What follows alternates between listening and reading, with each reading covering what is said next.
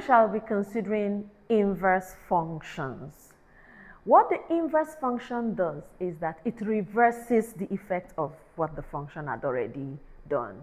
For instance, if the function were to add 3, the inverse function would be subtract 3.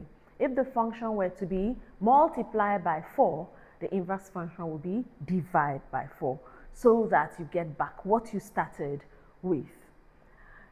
In chemistry, for example, you have physical change and chemical change. We are told that the physical change is reversible, while the chemical change is irreversible. So also in functions, if you have the inverse of the function, it reverses what the function had already done. But there are some functions that do not have inverses. The inverses do not exist. So how do we get the inverse of a function? Firstly, you follow these 3 steps. Write the function as y. F of x is now y.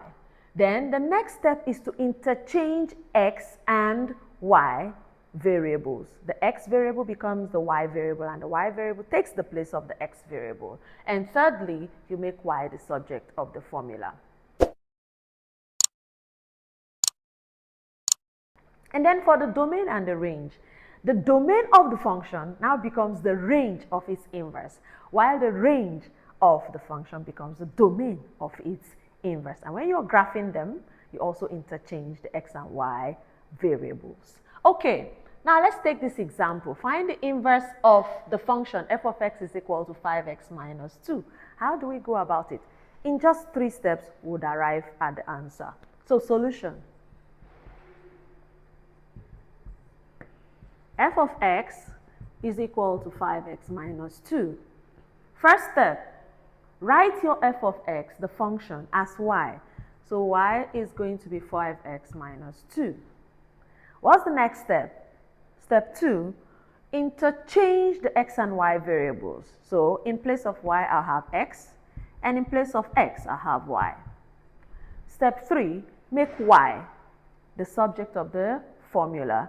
So we're going to make y stand alone. And how do we do that? We remove every other variable or any other constant or coefficient from y. First, we start with -2. How do we remove -2? Add 2 to both sides. So I'm going to add 2 to both sides. The left-hand side becomes x plus 2.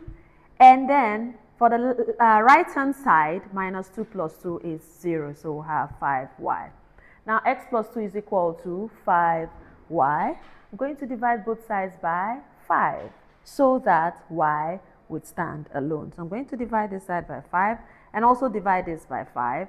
5 will cancel out 5, and then I'll have y as x plus 2 over 5. At this point, I've got the inverse of this function as